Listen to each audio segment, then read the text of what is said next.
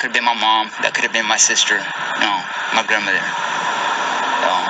That's all that was going through my head. Is when I seen something like that, I had to come help. Where them kicks at?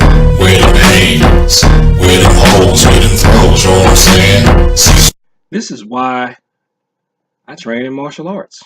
I was going to do an attack about the woman that was attacked in D.C. about a week before the making of this video. Her and her dog were attacked by a bunch of wild dogs. But there's an attack now in Galveston, Texas. So I'm going to play some of that video. And then I'm going to tell you why you need to study a martial arts class so that maybe you can handle yourself if you're attacked by a bunch of wild dogs. Or even just one.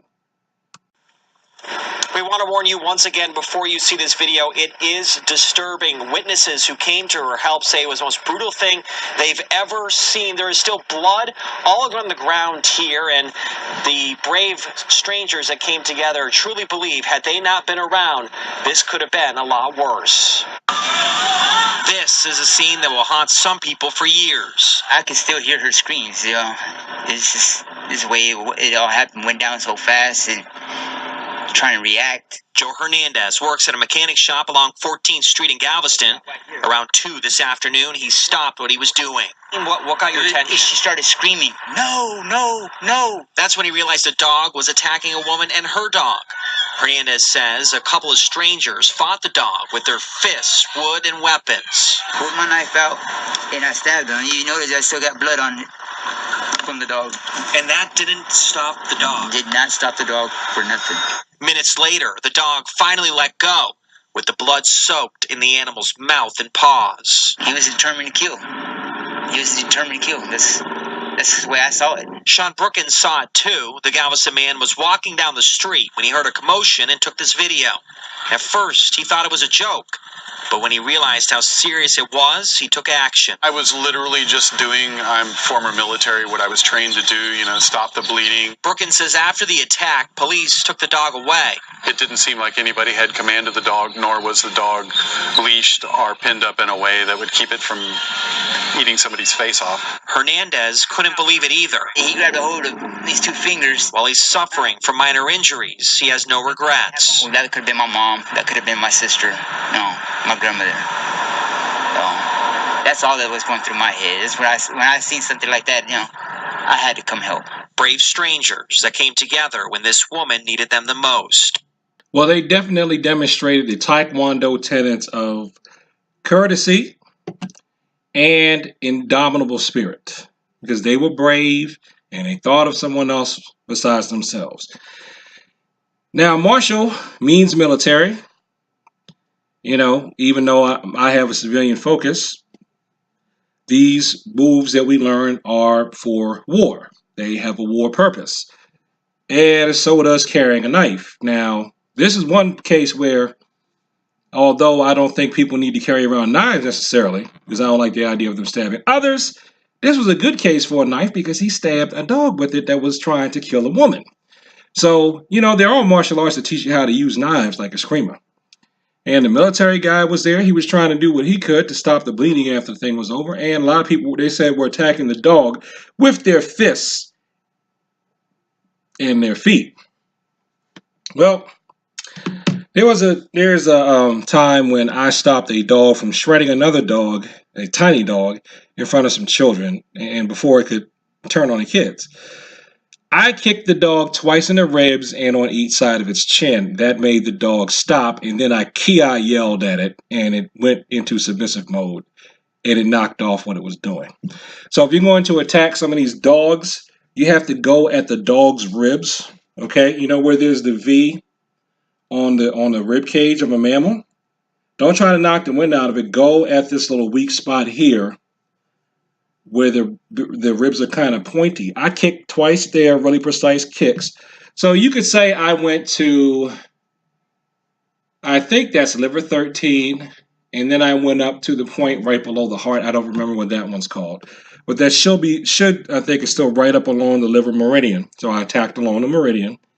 And then I hit it on each side of its chin, which would be hitting earth twice on both sides of the body. So now I'm going to get quasi-technical. So that would be me going from yin to yang, because I think liver is yin and earth is yang. I could be wrong about that. But I definitely went from wood to earth because liver is wood and earth is, liver is wood and the chin is earth. So that's earth penetrating wood, okay? Just from a Western medical standpoint, I hit the thing where it was weak.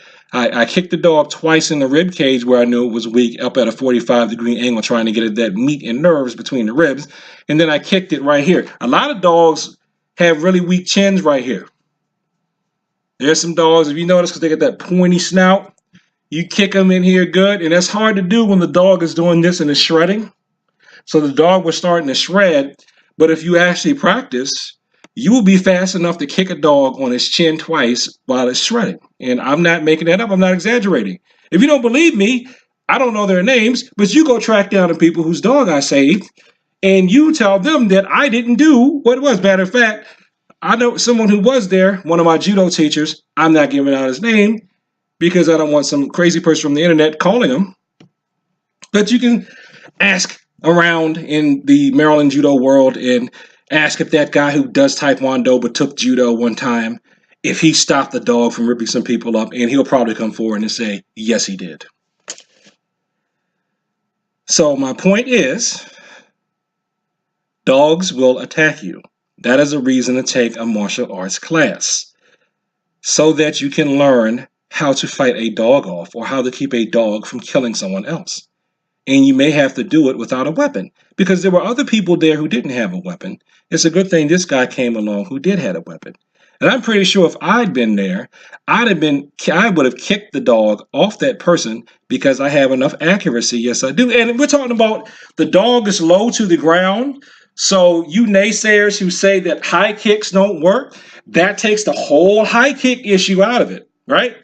Can't say my high kicks won't work against a dog because the dog does not require high kicks. Okay? And I have shoes on. I kicked the thing twice in the chin while it was shredding. That made the dog stop. And I've said in some videos I made years ago, I've also thrown dogs, especially if they're wearing a collar. Opening move of Jungoon. Yeah. Whoop. Or that move coming up here. That's in a lot of forms. Grab it by the collar and throw it. Off balance at first. Look the dog in the eyes like I did. Just to mess with it. Attacking triple warmer. And then throw it. Okay? So don't think I'm making light of the situation. I'm not.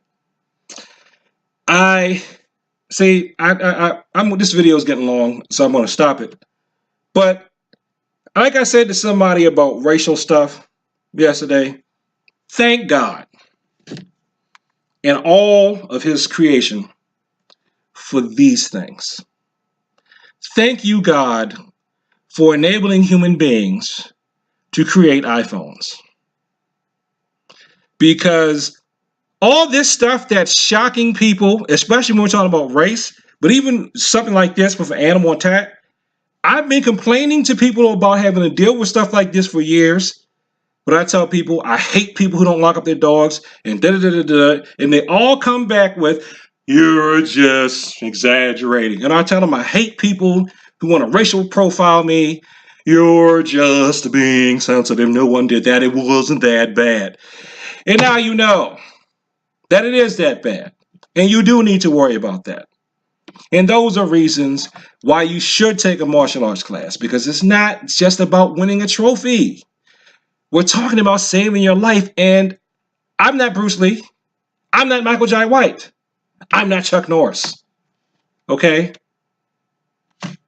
But you don't have to even be that good. You could have my level of ability and you still can save your own life or the life of someone else. So, thanks for watching this video. Like, comment, and subscribe. Please share this with people like to talk about the martial arts. Around the time of this video, I'm starting up classes at William Beans Community Center. So if you want to take a martial arts class, take one there on Saturday mornings. And as always, peace.